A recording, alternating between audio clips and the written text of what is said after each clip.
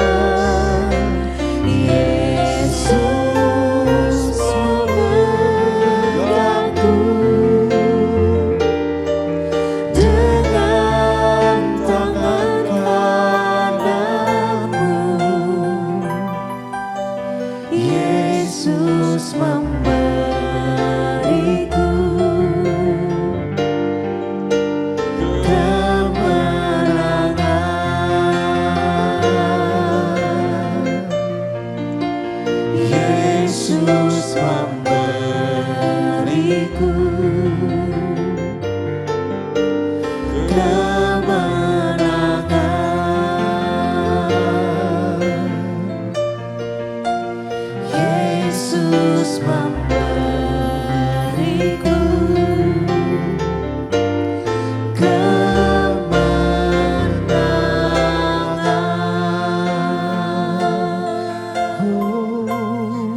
Terima kasih Yesus Tuhan, terima kasih kami sungguh bersyukur Yesus. bagi kami. Inaralabalaba. Terima kasih Tuhan. Yesus Tuhan,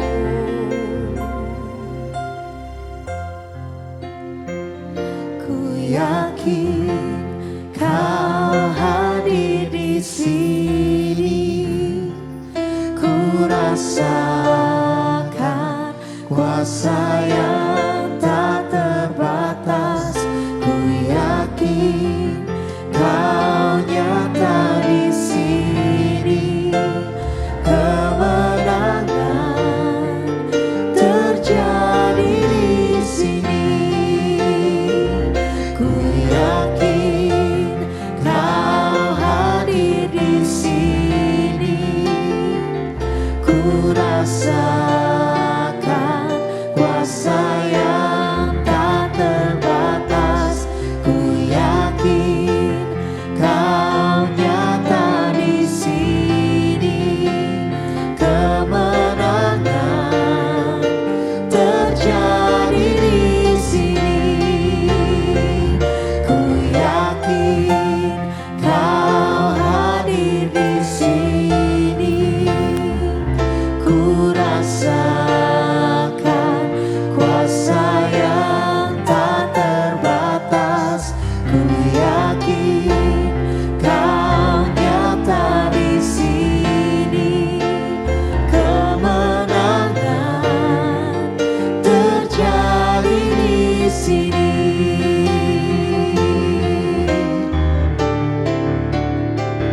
Ku yakin Kau hadir di sini, ku rasakan kuasa yang tak terbatas. Ku yakin Kau nyata di sini, kemenangan terjadi di sini, kemenangan terjadi di sini, kemenangan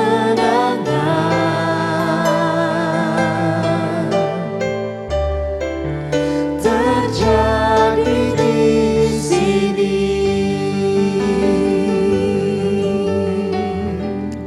Haleluya, kami mengucap syukur kami umat-umat pemenang di dalam Engkau oleh karena penyertaan-Mu, oleh karena kuasa-Mu yang terus melingkupi kami. Menang atas segala kuasa dosa, menang atas segala kuasa daging, menang terhadap segala perkara-perkara yang kami alami dalam hidup. Sebab Allah menyertai kami dan kuasa-Mu nyata dalam hidup ini. Terpuji-pujilah nama-Mu ya Tuhan, pimpin kami, berkati kami, hikmat Allah mengalir atas kami semua ketika kami membaca dan merenungkan kebenaran firman-Mu. Dalam nama Yesus kami mengucap syukur. Haleluya. Amin. Baik Bapak Ibu kasih dalam Tuhan, saya ajak kita semua langsung buka Alkitab kita dari Daniel pasal yang ke-6. Ini cerita yang sangat luar biasa, kisah yang sangat memberkati, kisah yang juga dari kita semua yang sedang menyaksikan atau belajar bersama-sama lewat Bible Study online CK7 ini tahu dan pernah mendengar, yaitu kisah Daniel masuk di dalam gua singa. Demikian firman Tuhan, kita baca dari ayat pertama sampai ayat yang keempat.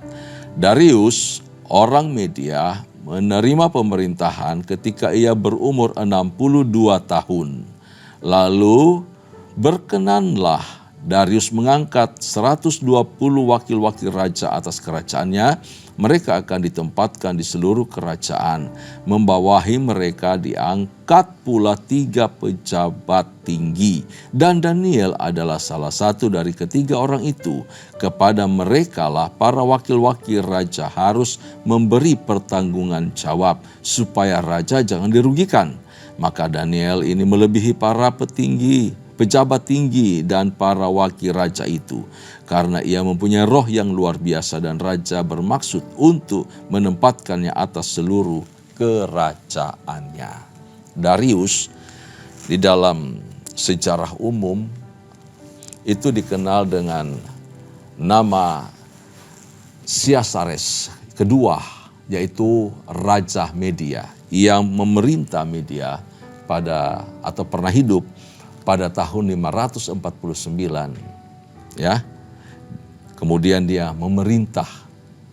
Dalam masa pemerintahannya ini berlangsung cukup pendek, cuma 2 tahun, mengingat usianya juga ketika menjadi raja di Media Persia ini sudah 62 tahun.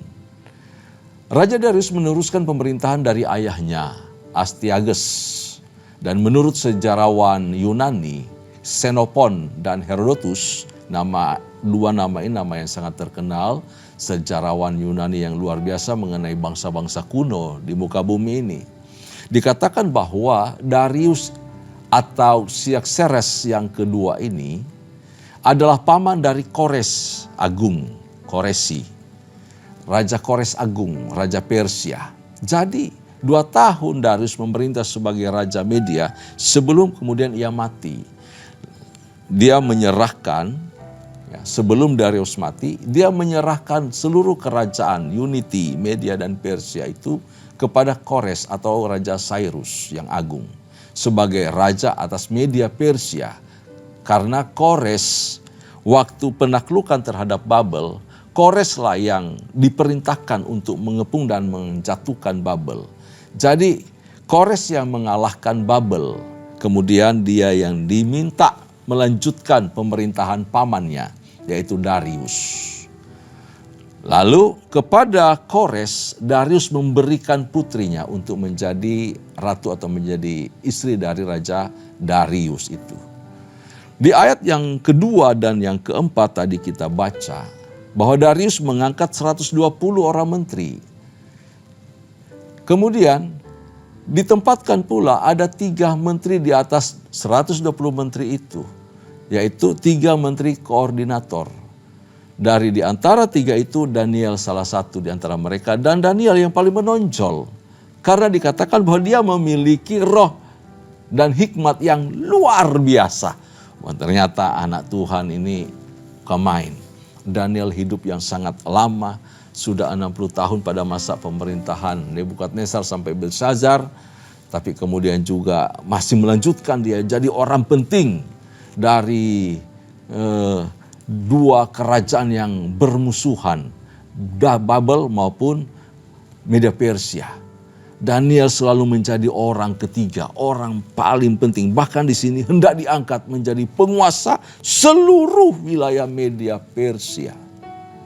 Allah memuliakan Daniel karena Daniel adalah pribadi yang taat, pribadi yang tidak berubah iman percayanya, setianya kepada Tuhan Allah Israel.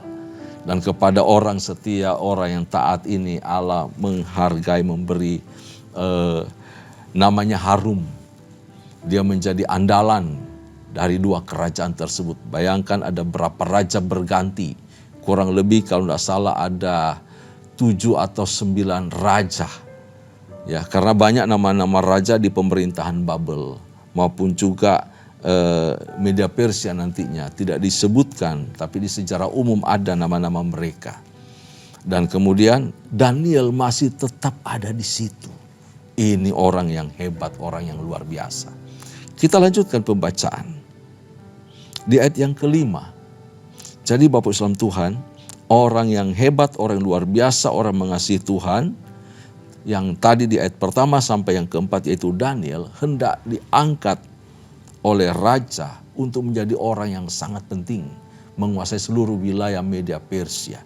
Padahal usianya Daniel itu sudah nggak muda lagi. Mungkin lebih tua daripada raja itu sendiri, Raja Darius.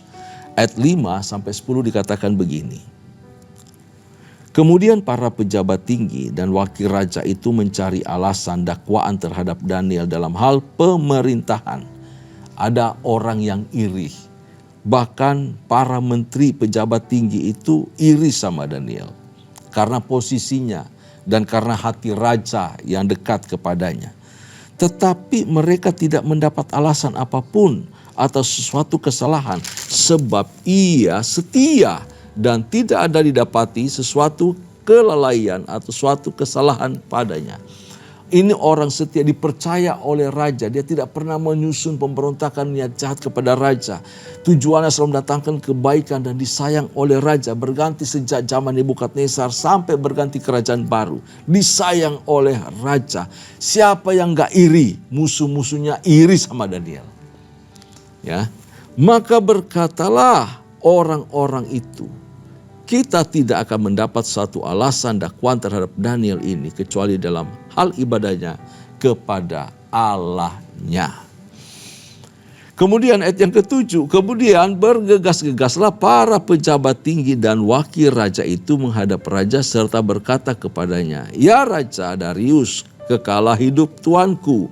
Semua pejabat tinggi kerajaan ini, semua penguasa dan wakil raja, para menteri dan bupati telah mufakat supaya dikeluarkan kiranya suatu penetapan raja dan ditetapkan suatu larangan agar barang siapa yang dalam 30 hari menyampaikan permohonan kepada salah satu dewa atau manusia kecuali kepada tuanku, ya raja, maka ia akan dilemparkan ke dalam gua singa. Oleh sebab itu ya raja, keluarkanlah larangan itu dan buatlah suatu surat perintah yang tidak dapat diubah menurut undang-undang orang Media dan Persia yang tidak dapat dicabut kembali. Sebab itu Raja Darius membuat surat perintah dengan larangan itu. Alkitab memberitahukan Bapak Saudara Tuhan bahwa Daniel adalah seorang yang tak bercacat dan tidak melakukan suatu kesalahan di dalam dia bertugas di pemerintahan raja. Dia tidak bercacat celah sehingga musuh-musuhnya tidak bisa menemukan suatu perbuatan celah untuk menjatuhkan Daniel.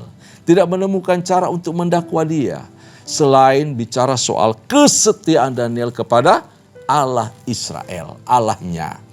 Tuhan Yesus telah mengingatkan kita juga sebagai orang percaya bahwa dunia akan membenci kita, berusaha menjatuhkan kita, berusaha menyeret kita, berusaha menghancurkan setiap orang percaya. Dan dibalik daripada kuasa dunia ini adalah si iblis itu sendiri. Si iblis berusaha untuk mendorong rasa benci terhadap orang percaya. Dia merasuk orang-orang duniawi, orang-orang fasik untuk cemburu, untuk benci dan dengki. Nah, kepada orang-orang percaya. Dan dunia ini dikuasai oleh si iblis. Oleh karena itu kalau kita orang percaya bertemu orang-orang yang benci dengan kita, memang sudah Alkitab tulis, Yesus sudah sampaikan di firman bahwa dunia akan membenci kita. Yesus saja dibenci kok, apalagi kita murid-muridnya, umatnya. Dunia akan membenci kita, menolak kita, mengasingkan kita karena kita tidak sama dengan mereka. Nah itu. Orang Filistin iri pada Ishak. Kalau Bapak Ibu baca di perjalanan di kitab Kejadian. Benci. Kenapa? Karena disertai, diberkati oleh Tuhan. Korah, Datan dan Abiram juga iri kepada siapa? Kepada Musa. Karena kasih karunia Allah, karena pilihan Allah. Karena dia seorang pemimpin. Karena dia yang berkenan di hadapan Allah. Saul juga dengki kepada Daud. Semua spirit itu yang menggoda mereka, yang merasuki mereka itu berasal dari si iblis. Saul dengki kepada Daud karena Tuhan menyertai Daud. Daud selalu menang dalam peperangan. Iri hati dan bencian biasanya itu dilanjutkan dengan suatu dusta serta fitnah yang dikeluarkan, disampaikan oleh para pembenci. Yang menjurus kepada pembunuhan, merampas nyawa, merampas hak hidup orang lain. Ini bahaya sekali. Oleh sebab itu setiap ada kebencian, fitnah, kemudian terjadi kerusuhan, ujung-ujungnya adalah pembunuhan, perampasan nyawa orang. Dan ini yang menguasai atau melatar belakangi tindakan-tindakan orang-orang fasik, orang jahat ini adalah si iblis itu sendiri. Mereka dikatakan tadi para petinggi-petinggi kerajaan itu mencari kesalahan Daniel dalam hal ibadahnya. Iblis itu haus penyembahan Bapak Ibu Tuhan. Sejak dulu iblis haus penyembahan. Karena itu dia berusaha menghancurkan penyembahan yang diarahkan kepada Allah. Ia ingin menguasai pemimpin-pemimpin dunia supaya apa? Menyembah kepada Allah yang benar itu dilarang. Ia berusaha menghasut pemimpin-pemimpin dunia, memprovokasi mereka, membuat undang-undang peraturan supaya apa? Melarang penyembahan kepada Allah, melarang didirikannya ibadah, diadakan ibadah, didirikannya gereja, didirikan tempat bersekutu orang percaya. Mereka berupaya menghancurkan setiap niat baik untuk menyembah Tuhan. Nah gitu. Karena itu setiap orang Kristen datang memuji menyembah Tuhan itu dipersulit. Ibadah izinnya dipersulit, semua dipersulit supaya apa? Tidak ada penyembahan kepada Tuhan, tetapi luar biasa penyembahan orang percaya itu dalam roh dan kebenaran sehingga dimanapun kita berada kita bisa bebas memuji menyembah Tuhan, tidak dikungkung oleh suatu tempat, oleh ruang, oleh waktu. Bapak Saudara Tuhan, puji Tuhan, itu penyembahan orang-orang benar yang menyembah Bapa dalam roh dan kebenaran. Nah, tujuan Allah menciptakan manusia kan urusan adalah untuk kemuliaan Tuhan, untuk bersekutu, untuk menyembah Tuhan. Inilah yang berupaya dihalang-halangi oleh si iblis. Kita perhatikan ayat 11 sampai ayat yang ke-12. Kita langsung ke sana. Ayatnya yang ke-11 dan 12 dikatakan begini. Demi didengar Daniel bahwa surat perintah itu telah dibuat, pergilah ia ke rumahnya, dalam kamar atasnya ada tingkap-tingkap yang terbuka ke arah Yerusalem. 3 kali sehari ia berlutut berdoa serta memuji Allahnya, seperti yang biasa dilakukannya. Lalu orang-orang itu bergegas-gegas masuk dan mendapati Daniel sedang berdoa dan bermohon kepada Allahnya. Bapak Ibu saudara Tuhan, mendengar keputusan raja yang melarang menyampaikan permohonan kepada salah satu dewa selain kepada raja, Daniel kemudian mengambil sikap dia. Sikapnya ini dilatar belakangi oleh karena kesetiaannya kepada Tuhan. Begini Bapak Saudara Tuhan, di ayat 11 Daniel mendengar, berarti Daniel tidak hadir waktu pembuatan undang-undang itu. Dan namanya permufakatan semua ternyata cuma beberapa orang. Tidak semua wakil-wakil raja itu atau pembesar-pembesar itu bermufakat. Ini cuma buat-buatan mereka saja karena upaya untuk menjatuhkan Daniel. Nah karenanya itu kalau Daniel secara pribadi kan bisa datang kepada raja. Raja, ini undang-undang kan bukan atas mufakat bersama-sama. Ini cuma sekelompok orang. Kok bisa dibikin? Kok bisa dibuat? Daniel bisa protes kepada raja karena dia dekat dengan raja. Dia kepercayaan raja. Tetapi Daniel tidak melakukan langkah itu. Kenapa? Karena undang-undang sudah dibuat. Dan kalau sudah dibuat berarti harus dilaksanakan. Tidak bisa tidak. Jadi cara satu-satunya yang Daniel lakukan adalah dia datang kepada Allahnya. Itu yang pertama. Daniel datang pada Allah. Dia menghadap ke Yerusalem. Dia menghadap ke tahta hadirat Allah, di mana Allah ada, di mana Allah bersemayam. Sekalipun Yerusalem sunyi sepi. Tapi ini kebiasaan yang dibangun oleh Daniel supaya dia ingat Yerusalem. Dia ingat hadirat Allah. Dia ingat tahta Allah. Dia ingat bahwa di hadirat Allah ada kemurahan Allah. Di hadirat Allah ada kuasa Allah. Di hadirat Allah ada hatinya Allah mengalir dari sana. Di hadirat Allah ada hikmat yang melimpah yang akan diperolehnya. Di hadirat Allah dia akan bisa menggerakkan hati Allah untuk bertindak, untuk berbuat sesuatu. Itu yang dikerjakan oleh Daniel. Ia datang kepada Allah. Lalu kemudian yang kedua yang Daniel lakukan adalah dia mengucap syukur di hadapan Tuhan. Dia berlutut di hadapan Allah. Dia berdoa dan memuji Allah. Lihat yang ke-11 dikatakan. Ia berlutut, ia berdoa serta memuji Allah. Berarti ia mengucap syukur, datang ke hadapan Tuhan. Dia tidak hanya memohon apa yang terjadi yang sedang dia hadapi, tetapi dia mengucap syukur. Kalau hidupku sampai sekarang ada, dan kalau kepercayaan dari raja masih ada kepadaku, aku mengucap syukur. Itu adalah perbuatan Tuhan semata. Lalu yang ketiga yang Daniel lakukan adalah ia bertekun dalam doa. Ia berdoa. Karena dikatakan di sini 3 kali sehari. Seperti kebiasaannya. Sekalipun sudah dipergoki, dilihat bahwa Daniel sedang berdoa, dia tetap melakukan itu. Dia tidak kalah dengan intimidasi. Dia tetap berdoa 3 kali sehari. Ia bertekun dalam doa. Kalau 3 kali sehari luar biasa dan konsisten. Usianya sekitar 90 tahun Bapak Ibu Tuhan dalam peristiwa ini.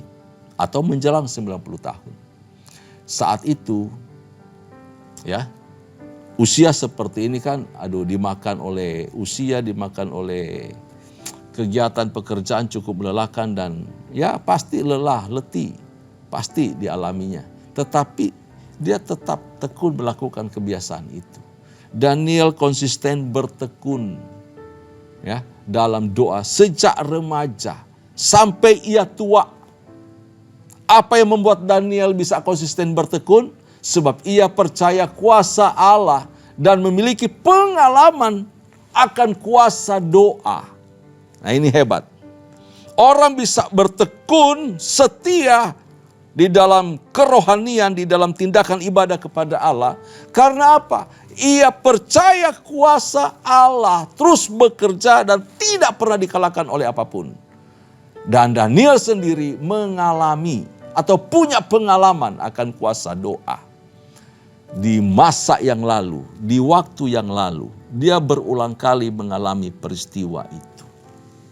Jadi luar biasa Bapak Ibu Tuhan apa yang dialami oleh Daniel ini.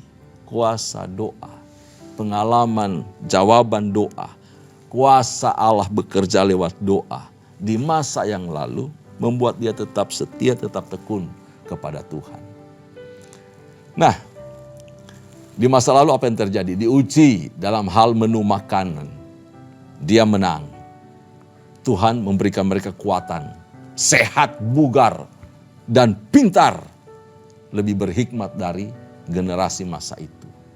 Waktu seluruh orang bijaksana akan dibunuh oleh Nebukadnezar karena tidak bisa menjelaskan atau memberitahukan gua mimpi apa tadi malam dan jelaskan artinya.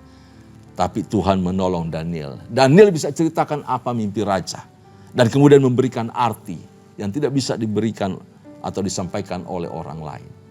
Waktu teman-temannya dihukum dalam dapur api, Daniel tidak ada di tempat itu. Mungkin dia dalam tugas. Tetapi saya percaya Daniel juga ketika mendengar, dia mendukung di dalam doa. Dia mensupport dalam doa. Nah, lalu yang keempat apalagi? Waktu ia harus menerangkan mimpi Nebukadnezar lagi. Mimpi lagi nih. Ya, waktu ia membaca kemudian tulisan di dinding dan menerangkan arti tulisan itu. Banyak kali. Pengalaman-pengalaman itu membuat Daniel itu yakin betul bahwa Tuhan tak pernah meninggalkan dia. Tuhan pasti bekerja. Mari jadi orang percaya punya pengalaman iman dengan Tuhan. Pengalaman kuasa, pengalaman jawaban doa dari Tuhan. Jelas pengalaman akan kuasa doa di waktu yang lalu ini menjadi modal, menjadi kekuatan hati untuk menghadapi kesulitan saat ini yang sedang Daniel hadapi. Menghadapi kesulitan di masa yang akan datang dari setiap kita yang akan menghadapinya.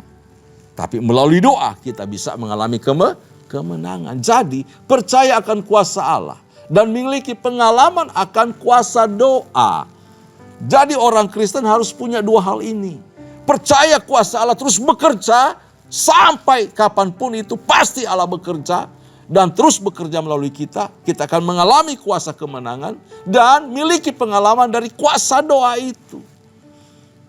Jangan apa-apa langsung mikir stres, pusing.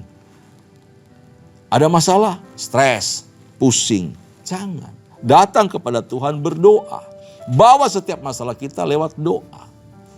Perhatikan, apakah setelah itu masalah itu beres setelah Daniel berdoa?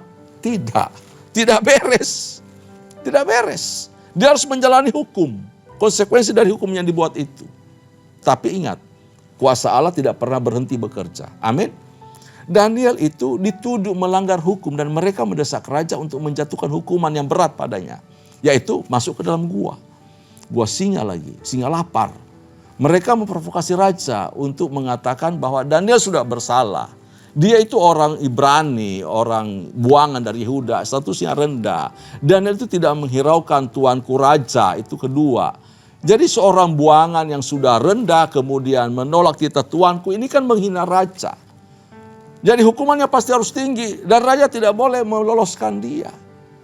Tetapi perhatikan sikap raja. Raja itu berusaha untuk tidak mau mendengar provokasi mereka. Raja menjadi sedih. Ia tidak senang dengan dirinya sendiri. Kenapa gua terlanjur bikin peraturan? Ternyata mereka menghancurkan Daniel. Itu saking sayangnya raja kepada Daniel. Ia menyesal dengan undang-undang yang dia buat.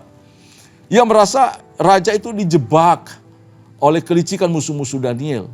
Itu sebabnya ia kemudian berpura-pura ulur-ulur waktu dan berusaha untuk menolong Daniel. Bapak Salam Tuhan, Bapak Ibu boleh baca kisah selanjutnya. Cerita tentang hal ini. Mereka datang menuntut raja untuk menjebloskan Daniel ke gua singa. Begitu. Itulah sebabnya raja, karena saking sayang dia ulur-ulur waktu. Ia berusaha menolong Daniel. Raja itu memiliki hati nurani yang baik. Tidak seperti Nebukadnezar yang gila untuk disembah. Untuk bikin supaya berdoa hanya kepada raja, kan bukan niat raja. Ini niat orang-orang jahat yang menjebak Daniel. Raja tidak mau. Ya, hati nuraninya si raja ini bersih. Bersih. Dan dari hati nurani yang bersih ini, maka akan terlihat tindakan atau Allah akan membenarkan tindakan seseorang. Inilah tolok ukur dari Allah untuk menghakimi orang yang tidak memiliki Taurat atau tidak memiliki Injil. Tidak memiliki Taurat, hukum Taurat, tapi hukum Taurat mereka ada di hati nurani mereka. Hati nurani yang bersih itu akan menjadi tolok ukur bagi Tuhan untuk menilai apakah seseorang itu berdosa, jahat atau tidak di hadapan Allah. Karena desakan dari musuh-musuh Daniel, maka raja memberi perintah untuk akhirnya udah ambil dia Daniel, compotnya dia, kasihan, udahlah. Tapi dengan berat hati Bapak Saudara Tuhan. Daniel dimasukkan ke dalam gua singa. Tetapi raja berkata begini kepada Daniel. Ya, waktu Daniel mau dimasukin di gua singa. Allahmu yang kau sembah dengan tekun, dialah kiranya yang melepaskan engkau. Lalu kemudian raja tidak mau makan. Bahasa kita dia berpuasa. Kenapa dia tidak mau dihibur? Dia sedih sekali ditinggal oleh sahabatnya, oleh orang kepercayaannya. Dan tidak bisa tidur. Hatinya gelisah sambil berharap supaya Daniel selamat, baik-baik saja keadaannya. Di ayat 20 sampai ayatnya yang ke-29 Bapak Ibu Salam Tuhan. Ya. Kisah ini, cerita ini selanjutnya ketika Daniel dimasukkan di dalam gua itu, gua singa. Ternyata Tuhan melepaskan Daniel. Di ayat 21 saya baca buat kita. Dan ketika raja sampai dekat gua itu, berserulah ia kepada Daniel dengan suara yang sayu. Berkatalah ia kepada Daniel, Daniel hamba Allah yang hidup, Allahmu yang kau sembah dengan tekun. Telah sanggupkah ia melepaskan engkau dari singa itu? Lalu kata Daniel kepada raja, ya raja kekalah hidupmu, Allahku telah mengutus malaikatnya untuk mengatupkan mulut singa-singa itu, sehingga mereka tidak mengapa-apakan aku, karena ternyata aku tak bersalah di hadapannya, tetapi juga terhadap tuanku ya raja, aku tidak melakukan kejahatan. Jadi Bapak Saudara Tuhan, dari kata-kata Darius ini, ia menyadari bahwa Allah Daniel adalah Allah yang hidup. Allah yang hidup, kuasanya nyata. Daniel adalah hamba Allah yang menyembah Tuhan yang setia dari Allah yang hidup itu. Lalu apa arti dari kalimat itu? Bahwa Daniel adalah pelayan Tuhan yang setia. Sehingga Darius berharap Allah yang berkuasa itu dapat melepaskan Daniel. Bayangkan raja kafir, raja orang kafir berharap agar Allah menyelamatkan Daniel. Karena apa? Dari perilaku hidup Daniel yang menunjukkan kesetiaan ketaatan yang tidak pernah goyah terhadap imannya kepada Allah Israel. Sehingga Raja Darius juga berharap supaya Allah yang disembah Daniel itu bisa menyelamatkan Daniel. Aplikasinya apa buat kita Bapak Islam Tuhan? Orang Kristen yang hidup rohaninya ya tidak mati. Orang Kristen yang kehidupan rohaninya terus bertumbuh dan berbuah akan memiliki kesetiaan kepada Allah. Dan kesetiaan itu akan memberi kesaksian yang nyata, yang hidup. Bahwa Allah beserta dan menyatakan pertolongannya di dalam kehidupannya setiap waktu. Apa yang Allah lakukan dalam kehidupannya akan menjadi nyata dan dilihat oleh banyak orang. Rohani kita akan hidup bila kita mempunyai persekutuan dengan Allah seperti Daniel. Dan jika Allah beserta dengan kita, siapakah lawan kita? Daniel tidak dimakan singa karena malaikat-malaikat mengatup mulut dari singa-singa itu. Sebab ternyata Daniel dikatakan tidak ada kesalahannya di hadapan Allah. Amin. Artinya apa? Dosalah yang membuat iblis dapat menerkam dan membinasakan manusia. Dosalah yang memisahkan seseorang dari Allah. Dan bila terpisah, maka iblislah yang akan menerkamnya. Sebab itu jagalah persekutuan hidup kita dengan Allah. Supaya Allah terus beserta dengan kita untuk selama-lamanya. Kalau kita hidup dalam dosa, maka penyertaan Tuhan tidak ada atas kita. Dan iblis bisa menerkam kita. Selanjutnya dari kisah Daniel. Semua orang-orang yang kemudian merancang kejahatan kepada Daniel ditangkap dan dimasukkan ke dalam gua singa. Bukan cuma pribadi mereka, tetapi keluarganya loh. Dimakan singa. Tuhan membela orang benar. Tuhan membela orang percaya. Tetap setia kepada Tuhan. Tetap tekun mengasihi dan melayani Tuhan. Alami kuasa penyertaan Tuhan. Alami juga kuasa doa. Dari kesetiaan ketaatan kita berseru kepada Tuhan. Tuhan Yesus memberkati kita. Itu Daniel pasal yang ke-6. Tundukkan kepala, kita berdoa. Kami mengucap syukur untuk kuasa Tuhan yang kami alami lewat pelajaran Daniel masuk ke gua singa. Tuhan menyertai orang percaya. Tuhan melindungi orang benar. Karena itu kami mengucap syukur. Kami juga umat-Mu. Tuhan sertai, Tuhan lindungi. Buat kami taat, buat kami setia, buat kami tekun di dalam doa dan kasih kami kepada Tuhan. Dalam nama Yesus, berkati umat-Mu, berkati kami semua. Kami bersyukur, kami berdoa. Haleluya. Kekasih-kasih Tuhan, sebelum kita berpisah, mari arahkan hatimu di hadapan Allah dan terimalah berkat, anugerah serta berkat dari Allah Bapa. Kasih sayang melalui Kristus Yesus Tuhan, serta persekutuan yang manis dengan Allah Roh Kudus menyertai kita. Mulai sekarang sampai parusia Tuhan datang pada kali yang kedua, bahkan sampai selama-lamanya. Setiap kita yang percaya dan terima berkat sama-sama katakan, amin. Tuhan Yesus memberkati kita semua. Sampai bertemu di pekan berikutnya. Amin.